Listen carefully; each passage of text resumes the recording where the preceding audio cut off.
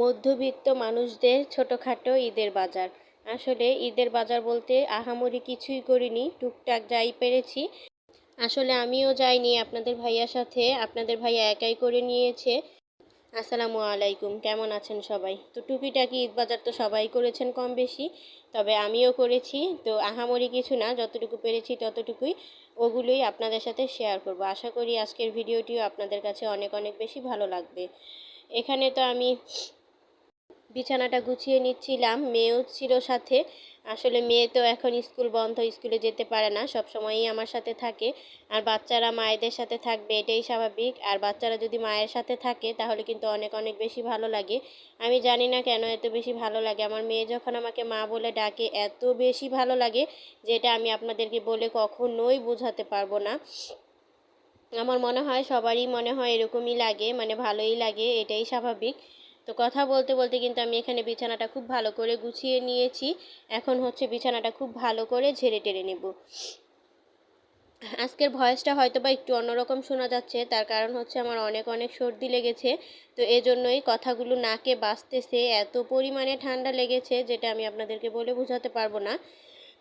আসলে ফ্রিজের পানি তো খাওয়া একেবারেই নিষেধ, আমার টনসিলের সমস্যা আছে। তবে একটু খেয়েছিলাম, এত বেশি গরম যে পড়ে, তো ভাবলাম একটু খেয়ে নেই, কী আর হবে, কিন্তু একটুতেই সমস্যা হয়ে গিয়েছে, সঙ্গে সঙ্গেই ঠান্ডা লেগে গিয়েছে। তো এখানে আমি বিছানাটা খুব ভালো করে ঝেড়ে টেরে নিয়েছি। তারপরে এই তো জানালাগুলো খুলে দিলাম, এখন কত সুন্দর লাগতেছে, আর এত সুন্দর বাতাস ছিল বাইরে, যেটা তো দেখতেই পাচ্ছেন। আসলে বাইরের বাতাসটা যদি ঘরের ভিতরে না আসতে পারে তাহলে কিন্তু ঘরটা একদমই ঠান্ডা হয় না, গরম গরম লাগে। তো আমার কাছে মনে হয় সবচাইতে বেস্ট হচ্ছে পাখাটা মানে জানালাগুলো খুলে দেওয়া।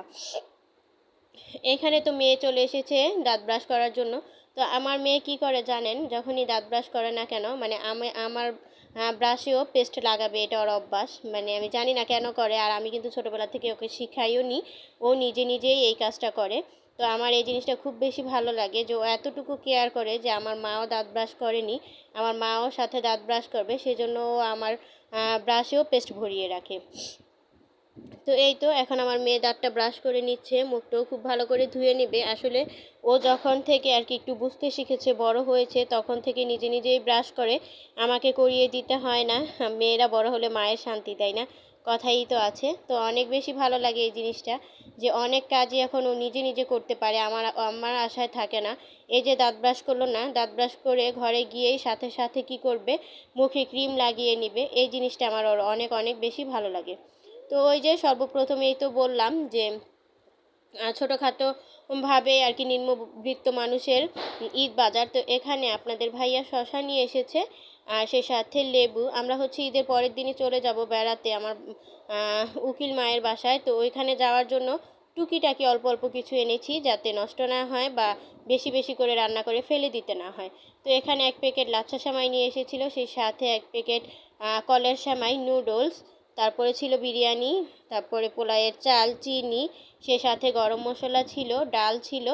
তো এই তো টুকিটাকি বাজার আর কি। মেয়ের জন্য কিন্তু তারাবাতি আনতেও একদম ভুলেনি, সেই সাথে শ্যাম্পুও নিয়ে এসেছিল, আসলে শ্যাম্পু শেষ হয়ে গিয়েছে। তো মেয়ে তো দেখেন তারাবাতি সাথে সাথেই হাতে নিয়ে খোলা শুরু করে দিয়েছে, সে নাকি এখনই তারাবাতি পোড়াবে। আসলে বাচ্চাদের তো এরকমই হয়, তাই না? যে জিনিসগুলোই দেখে না কেন, যত তাড়াতাড়ি সম্ভব তত তাড়াতাড়ি নিতে চায় বা ধরতে চায়, করতে চায়, এরকমই একটা অবস্থা। তো এই তো টুকিটাকি বাজারগুলো কিন্তু আপনাদের সাথে শেয়ার করে নিলাম। সেই সাথে নিয়ে এসেছিল মাছ। তো এই তো মাছটাও আমি খুব ভালো করে কেটে নিব। ওই যে যে বললাম যে আমি ঈদের পরের দিনই উকিল মায়ের বাসায় বেড়াতে যাব, তো সেই জন্য খুব বেশি করে মাছ টাছ আনা হয়নি, অল্প পরিমাণেই এনেছে। তো দেখেন এখানে ছোট ছোট ঝাইটকা মাছ, মানে ইলিশ মাছের বাচ্চাও ছিল। তো এই মাছগুলো আপনাদের ভাইয়া মানে আপনাদের ভাইয়াকে ভেজে দিব। সে আবার এরকম ছোট ছোট ইলিশ মাছ ভাজা খেতে অনেক অনেক বেশি পছন্দ করে। একা মানুষ তো, তো এই মাছগুলো কাটতেও কিন্তু আমার বেশ সময় লেগেছিল, তারপর রান্না বান্না করতে হয়েছে।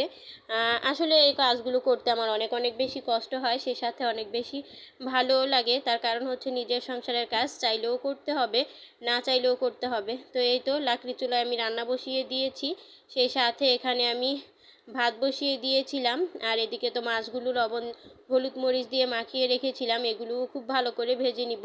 শিং মাছ রান্না করব, মানে শিং মাছ ভুনা করব আর কি। তো আমি না সবসময় শিং মাছটা ভেজেই রান্না করি, অনেকে অনেকভাবে রান্না করেন। তবে ভেজে যারা যারা খান তারা তো জানেন ভেজে খাওয়ার টেস্টটা কেমন। আমার কাছে অনেক বেশি মজা লাগে ভেজে খেলে, তো আমি সবসময় চেষ্টা করি ভেজে খাওয়ার জন্য। তা আপনারা যারা ভেজে কখনো খাননি তারা চাইলে ভেজে খেয়ে দেখতে পারেন। তো এখানে আমার ঝাটকা মাছও ভাজা শেষ, সেই সাথে শিং মাছগুলোও ভেজে নেওয়া শেষ। এখন হচ্ছে আমি তরকারিটা ভোনা করে নিব, সেজন্য পেঁয়াজ মরিচ দিয়ে ময় মশলা দিয়ে খুব ভালো করে কষিয়ে নিচ্ছি। আসলে আজকে চাঁদ রাত ভয়েস দিচ্ছি, এজন্য হচ্ছে বাইরে অনেক অনেক শব্দ হচ্ছে, বোম ফোটানো হচ্ছে। প্লিজ আপনারা স্কিপ করবেন। আর এই পর্যন্ত যারা আমার ভিডিওটি দেখেছেন, যদি একটু হলেও ভালো লেগে থাকে চাইলে আমার ভিডিওটিতে একটি লাইক দিয়ে যেতে পারেন। আর যদি খুব বেশি ভালো লেগে যায় তাহলে কিন্তু আমার চ্যানেলটিকে সাবস্ক্রাইব করে আমার চ্যানেলের পাশেই থেকে যেতে পারেন। আসলে আপনাদের একটি লাইক আমার এই ভিডিওটিকে অনেকের কাছে পৌঁছে দিতে সাহায্য করবে। তো এই তো এখানে আমি মশলাটা খুব ভালো করে কষিয়ে নিয়েছি, সেই সাথে দিয়ে দিলাম পরিমাণ মতো পানি, ঝোলের পানি আর কি। এখন হচ্ছে বলক চলে আসলে মাছগুলো দিয়ে দিব। বলকও চলে এসেছে, এখন হচ্ছে আমি ভেজে রাখা মাছগুলো দিয়ে দিব, তারপরে তো পরিমাণ মতো ঝোলটা টানিয়ে নামিয়ে নেব। মাটির চুলার রান্না কিন্তু অনেক অনেক বেশি মজার হয়। আমি সবসময়ই চেষ্টা করি মাটির চুলায় রান্না করার জন্য, তবে অসুস্থতার কারণে পারি না। তো এই তো রান্নাবান্না শেষ, আজকের ভিডিওটা এখানেই শেষ করে দিব। দেখা হবে নতুন কোনো ভিডিওতে। ততক্ষণ সবাই ভালো থাকবেন, সুস্থ থাকবেন, আমাদের জন্য দোয়া করবেন। আল্লাহ হাফেজ, আসসালামু আলাইকুম।